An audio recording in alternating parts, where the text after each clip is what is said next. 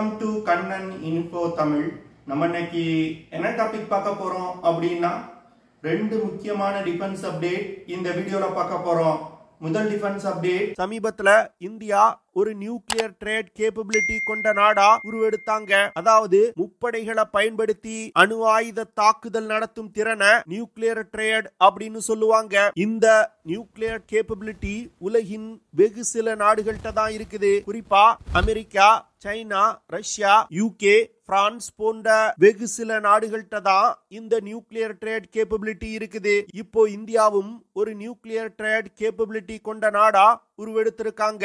இந்த விஷயம்தான் தற்போது பாகிஸ்தான் மற்றும் சீனா உறவுல மிகப்பெரிய விரிசலை ஏற்படுத்தி இருப்பதா செய்திகள் வெளிவர ஆரம்பிச்சிருக்கு. இந்தியாவுக்கு நியூக்ளியர் ட்ரேட் கேப்பபிலிட்டி கிடைச்சது எப்படி சீனா பாகிஸ்தான் உறவுல விரிசலை ஏற்படுத்தும், சீனா மற்றும் பாகிஸ்தானுக்கு இடையே என்ன பிரச்சனை நடந்துகிட்டு இருக்கு, இதன் மூலமா வரும் காலத்துல சவுத் ஏசியாவோட ஜியோ பாலிடிக்ஸ்ல என்னென்ன மாற்றங்கள் வருவதற்கு வாய்ப்பு இருக்கு அப்படிங்கிறது குறித்து பார்க்கலாம். இரண்டாவது அப்டேட், சமீப காலங்கள்ல சோசியல் மீடியால நிறைய நண்பர்கள் சீன விமானப்படை இந்திய விமானப்படையை விட வலிமை வாய்ந்தது, சீனா சொந்தமா விமான இன்ஜின தயாரித்து தங்கள் விமானங்கள்ல இணைக்கிறாங்க, அது மட்டும் இல்லாம J-20 போன்ற 5th ஜெனரேஷன் ஃபைட்டர் ஜெட் விமானங்களை வச்சிருக்காங்க, அதனால இந்திய விமானப்படைலாம் சீன விமானப்படை கிட்ட கூட போக முடியாது அப்படின்னு சொல்லுவாங்க. ஆனா தற்போது சீன விமானப்படையில பல பிரச்சனைகள் இருப்பது வெளிவந்திருக்கு. அதுவும் குறிப்பா சீன விமானப்படையில பயன்படுத்தப்படும் ஃபைட்டர் ஜெட் விமானங்கள்ல ஒரு மிகப்பெரிய குறைபாடு இருப்பதா ஜப்பான் சொல்றாங்க. ஜப்பான் எப்படி சீன விமானப்படை விமானங்கள்ல இருக்கக்கூடிய குறைபாடுகளை கண்டுபிடிச்சாங்க? உண்மையிலே சீன விமானப்படை விமானங்கள் அதிக செயல்திறன் கொண்டதா இல்ல சும்மா உலகத்தை ஏமாத்திக்கிட்டு இருக்காங்களா அப்படிங்கிற விஷயங்கள் குறித்து நம்ம டீடைலா இந்த வீடியோல பார்க்கலாம். சீனா மற்றும் பாகிஸ்தான் இடையே பல வருடங்களா நல்ல உறவு இருந்து வந்துகிட்டு இருக்கு. பாகிஸ்தான் பல விஷயங்களுக்கு சீனாவை சார்ந்து இப்போ இயங்கி வந்துகிட்டு இருக்காங்க. குறிப்பா பொருளாதார தேவைகளுக்கும் ராணுவ தேவைகளுக்கும் பாகிஸ்தான் தற்போது சீனாவை தான் முழுவதும் நம்பி இருக்காங்க. சீனா பாகிஸ்தான அயன் பிரதர் அப்படின்னு சொல்லுவாங்க. அதாவது இரு நாடுகளுக்கும் இடையிலான உறவை பிரிக்கவே முடியாது அப்படின்னு சொல்லுவாங்க. இந்த சூழ்நிலையில தான் சீனா மற்றும் பாகிஸ்தானுக்கு இடையே ஒரு மிகப்பெரிய பிரச்சனை ஏற்பட்டிருப்பதா தற்போது செய்திகள் வெளிவர ஆரம்பிச்சிருக்கு. இந்தியா சமீபத்துல அணுசக்தி நீர்மூழ்கி கப்பல்ல இருந்து அணு ஆயுதங்களை ஏந்தி சென்று தாக்குதல் நடத்தக்கூடிய சப்மரீன் லான்ச் பாலிஸ்டிக் மிசைல வெற்றிகரமா சோதனை செஞ்சாங்க. இதன் மூலமா இந்தியாவுடைய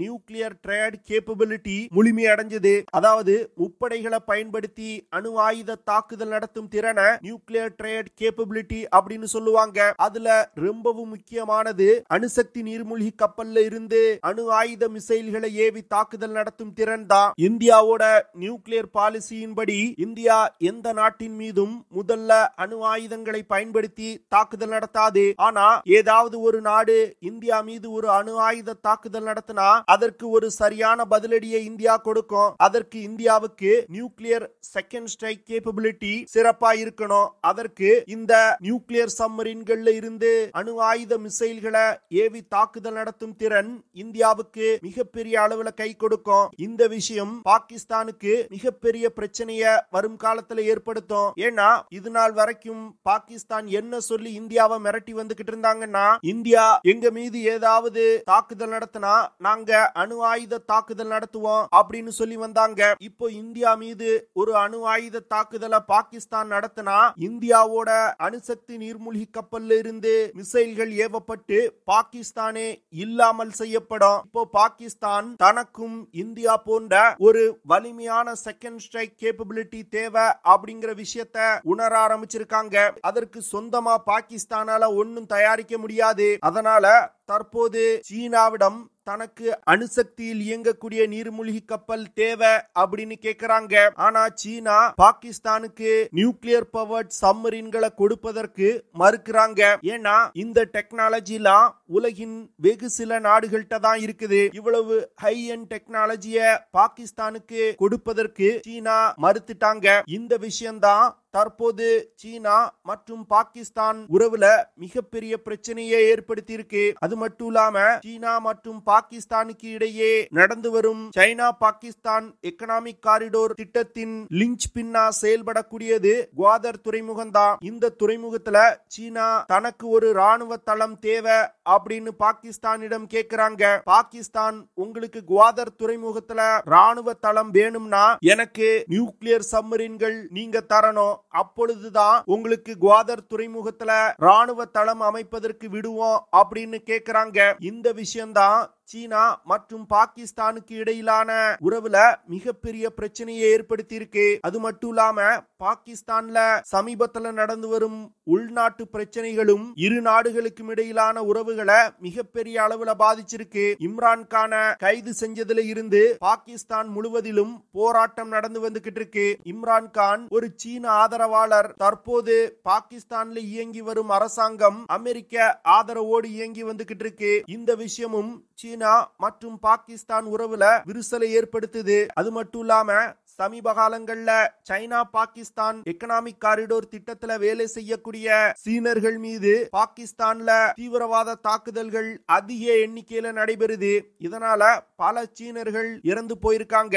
இந்த விஷயமும் சீனா மற்றும் பாகிஸ்தானுக்கு இடையிலான உறவுல பிரச்சனை ஏற்படுத்தி வந்துகிட்டு இருக்கு. எங்களை பிரிக்கவே முடியாது, நாங்க அயன் பிரதர்ஸ் அப்படின்னு இது நாள் வரைக்கும் சொல்லி வந்துகிட்டு இருந்தாங்க. ஆனா தற்போது நிகழக்கூடிய விஷயங்களை பார்க்கும் பொழுது சீனா மற்றும் பாகிஸ்தானுக்கு இடையிலான உறவுகள் வரும் நாட்கள்ல இன்னும் பிரச்சனைகளை சந்திக்க நேரிடும் அப்படின்னு டிஃபென்ஸ் எக்ஸ்பர்ட் சொல்றாங்க. இந்த விஷயம் சவுத் ஏசியாவோட ஜியோபாலிட்டிக்கல் சிச்சுவேஷன்ல மிகப்பெரிய மாற்றத்தை ஏற்படுத்தும். அடுத்து சமீபத்துல சி ஆஃப் ஜப்பான் பகுதியில ரஷ்யா மற்றும் சீனா இணைந்து ஒரு ஜாயிண்ட் ஏர் பெட்ரோல நடத்தினாங்க. இந்த விஷயம் தான் சீன விமானப்படையோட உண்மையான செயல்திறன் என்ன அப்படிங்கிற விஷயத்தை உலகிற்கு வெளிச்சம் போட்டு காமிச்சிருக்கு. அதாவது சி ஆஃப் ஜப்பான் பகுதியில சீனாவின் H-6N ஸ்ட்ராட்டஜிக்கல் பாமர் விமானங்கள் இந்த ஆபரேஷன்ல கலந்துகிட்டுச்சு. இந்த H-6N ஸ்ட்ராட்டஜிக் பாமர் விமானங்கள் சீனால இருந்து பறந்து வந்து ரஷ்ய விமானப்படையோடு இணைந்து இந்த ஜாயிண்ட் பெட்ரோல நடத்துவதா இருந்துச்சு. ஒரு பாமர் விமானம் பறந்து வருதுன்னா அதற்கு பாதுகாப்பு கொடுப்பதற்கு ஃபைட்டர் ஜெட் விமானங்கள் இருபுறமும் பறந்து செல்லும். அதற்காக சீனா தன்னுடைய J-16 ஃபைட்டர் ஜெட் விமானங்களை அனுப்பி வச்சாங்க. ஆனா அந்த J-16 விமானங்கள் டுசிஷிமா ஸ்டேட் அருகில் வந்ததும் திரும்பி சீனாவை நோக்கி பறந்து சென்றுட்டு, அதாவது சீனாவின் J-16 விமானங்கள் பாமர் விமானங்களோடு இணைந்து வெறும் 900 கிலோமீட்டர் தூரம் வரைக்கும் தான் பறந்து வந்திருக்கு. அதற்கு பிறகு பாமர் விமானங்களை தனியா விட்டுட்டு அந்த விமானங்கள் திரும்பி சீனாவுக்கே போயிட்டு, இந்த விஷயம்தான் சீனாவின் ஃபைட்டர் ஜெட் விமானங்களோட செயல்திறன் மற்றும் அந்த விமானத்துல பயன்படுத்தப்படும் இன்ஜின்களோட செயல்திறன் குறித்து கேள்வி எழுப்ப ஆரம்பிச்சிருக்கு. அதாவது ரஷ்யா மற்றும் சீனா இணைந்து நடத்திய இந்த ஜாயிண்ட் பெட்ரோல ஜப்பான் ரொம்ப உன்னிப்பா கவனிச்சிருக்காங்க. அப்பொழுதுதான் இந்த விஷயம் நடந்திருக்கு. அதாவது சீனா இந்த J-16 விமானத்தோட ஆபரேட்டிங் ரேஞ்ச் 4000 கிலோமீட்டர் அப்படின்னு சொல்றாங்க. ஆனா வெறும் 900 கிலோமீட்டர் தூரம் வரைக்கும் பறந்து வந்த பிறகு அந்த விமானங்கள் பாமர் விமானங்களோடு இணைந்து பறக்க முடியாம திரும்பி பேஸுக்கே போயிட்டு, இதனால இந்த ஜாயிண்ட் பெட்ரோல்ல சீன விமானப்படையால சரியா செயல்பட முடியல. அதுவும் சீனா இந்த ஜாயிண்ட் பெட்ரோல்ல அனுப்பிய J-16 விமானத்துல ஆயுதங்களை எடுத்து செல்வதற்கு 12 ஹார்ட் பாயிண்ட்ஸ் இருக்கு. அதுல வெறும் 4 ஹார்ட் பாயிண்ட்ஸ்ல தான் ஆயுதங்களை எடுத்து வந்திருக்காங்க. அப்படி குறைவான ஆயுதங்களோடு பறந்து வந்த விமானங்கள்னால வெறும் 900 கிலோமீட்டர் தூரம் வரைக்கும் மட்டுமே பறக்க முடிஞ்சிருக்கு. இதற்கு காரணமா சொல்லப்படுவது சீனா உருவாக்கி இருக்க WS-10 அப்படிங்கிற விமான இன்ஜின் தான். இந்த இன்ஜின் ரஷ்யாவின் AL-31F விமான இன்ஜினை பேஸா வச்சு உருவாக்கப்பட்டிருக்கு. ஆனா சீனா உருவாக்கி இருக்க இந்த இன்ஜின் அதிகமா எரிபொருளை பயன்படுத்துது. இதன் காரணமாக தான் J-16 விமானத்தினால வெறும் 900 கிலோமீட்டர் தூரம் வரைக்கும் மட்டுமே பறக்க முடிஞ்சிருக்கு அப்படின்னு சொல்றாங்க. இது ஏதோ ஒரு முறை இப்படி நடந்திருக்கு அப்படின்னு ஜப்பான் நினைச்சிருக்காங்க. ஆனா அடுத்த நாள் ரஷ்யா தன்னுடைய Tu-95 பாமர் விமானங்களை இந்த ஜாயிண்ட் ஆபரேஷனுக்கு அனுப்பி வச்சிருக்காங்க. சீனாவும் தன்னுடைய பாமர் விமானங்களை ஜாயிண்ட் ஆபரேஷனுக்கு கொண்டு வந்திருக்காங்க. அப்பொழுதும் சரியா 800 கிலோமீட்டர் தூரம் வரைக்கும் பறந்தவுடன் J-16 விமானங்களுக்கு சீன விமானப்படையோட Yu-20 டேங்கர் விமானங்களை பயன்படுத்தி மிட் ஏர் ரீஃபியூலிங் செய்ய முயற்சி செஞ்சிருக்காங்க. அதுல ஒரு சில விமானங்களுக்கு மட்டுமே மிட் ஏர் ரீஃபியூலிங் செய்யப்பட்டிருக்கு. மற்ற விமானங்கள் திருப்பி ஹோம் பேஸுக்கே பறந்து போயிட்டு, இதனால சீனாவின் J60 விமானத்துல பயன்படுத்தப்படும் இன்ஜின் ரொம்ப மோசமா பெர்ஃபார்ம் பண்றது தெரிய வந்திருக்கு. சீனா இந்த J16 விமானத்தோட ரேஞ்ச 4000 கிலோமீட்டர் அப்படின்னு சொல்றாங்க. ஆனா உண்மையில வெறும் 1800 கிலோமீட்டர் தூரம் வரைக்கும் தான் அந்த விமானங்கள்னால பறக்க முடியுது. இதுவே அமெரிக்காவோட F-15EX விமானங்களை எடுத்துக்கிட்டீங்கன்னா 4400 கிலோமீட்டர் தூரம் வரைக்கும் பறக்க முடியும். அந்த விமானத்துல பயன்படுத்தக்கூடிய இன்ஜினோட லைஃப் ஸ்பேன் 4000 மணி நேரம். அதுவே சீனாவுடைய WS-10 இன்ஜினை எடுத்துக்கிட்டீங்கன்னா வெறும் 1000 முதல் 1500 மணி நேரம் தான் அந்த இன்ஜினோட லைஃப் ஸ்பேன். இதுல இருந்து சீனாவுடைய விமான இன்ஜினோட குவாலிட்டி என்ன அப்படிங்கிறது தெரிய வந்திருக்கு. அது மட்டும் இல்லாம சீனா தன்னுடைய J-20 stealth 5th generation fighter jet விமானத்துல பயன்படுத்தக்கூடிய WS-15 இன்ஜினும் சோதனையின் போது ஃபெயில் ஆயிருக்கு. அதாவது J-20 விமானங்கள் சூப்பர்சானிக் வேகத்துல பறக்கும் பொழுது அந்த இன்ஜின் ஃபெயில் ஆயிருக்கு. இதனால சீனா சொல்வது போன்று சீன விமானங்கள் மிக சிறந்த விமானங்கள் கிடையாது. அது மட்டும் இல்லாம சீன ராணுவத்துல கரப்ஷன் ரொம்ப ஜாஸ்தியா இருக்கு. இதன் காரணமாக தான் சீன விமான இன்ஜின் தயாரிப்பு திட்டங்கள் தோல்வி அடைஞ்சு வந்துகிட்டு இருக்கு. அதாவது ஒரு விமான இன்ஜின் தயாரிப்புக்கு மட்டும் சீனா 15 பில்லியன் யுவான்களா செலவு செஞ்சிருக்காங்க.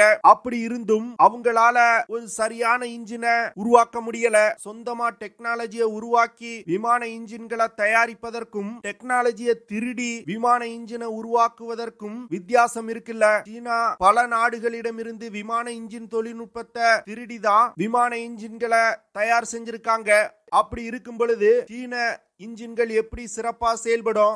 இது தெரியாம நிறைய நண்பர்கள் சீன விமானப்படையோட வலிமை என்ன தெரியுமா, இந்திய விமானப்படையெல்லாம் சீன விமானப்படை முன்னாடி நிக்கவே முடியாது அப்படின்னு சொல்லி வந்துகிட்டு இருக்காங்க. ஏன் சீனா தாய்வான் போன்ற ஒரு சிறிய நாட்டை கைப்பற்றுவதற்கு இவ்வளவு நாள் யோசனை செய்யறாங்க? அவங்க கிட்ட இருக்கக்கூடிய மிலிட்டரி பவரை பயன்படுத்தி மிக எளிதா தாய்வானை கைப்பற்றி இருக்கலாமே. ஏன் இவ்வளவு நாள் வெறுமன பேசிக்கிட்டே இருக்காங்க? ஏன்னா ஒரு யுத்தம்னு வந்தா சீன ராணுவத்தோட உண்மையான பலம் என்ன அப்படிங்கிறது தெரிய வரும். இது சீனா தன்னை சுற்றி எழுப்பி வச்சிருக்க இமேஜ சுக்கு நூறா உடைச்சி எறியும். இந்த விஷயத்திற்கு பயந்துகிட்டு தான் சீனா தாய்வானை இன்னும் கைப்பற்றாம இருக்காங்க. இதுதான் சீனாவுடைய உண்மையான நிலை. ஓகே ஃப்ரெண்ட்ஸ், நம்ம வீடியோவோட நிறைவு பகுதிக்கு வந்துட்டோம். இதெல்லாம் தான் நான் உங்ககிட்ட ஷேர் பண்ணணும் அப்படின்னு நினைச்ச விஷயங்கள். ஐ ஹோப் நான் ஷேர் பண்ண விஷயங்கள் உங்களுக்கு பிடிச்சிருக்கும்னு நினைக்கிறேன். அப்படி பிடிச்சிருந்துச்சுன்னா ஷேர் பண்ணுங்க, லைக் பண்ணுங்க, கமெண்ட் பண்ணுங்க. மறக்காம நம்ம சேனலுக்கு சப்ஸ்கிரைப் பண்ணுங்க. See you in the next video. Jai Hind.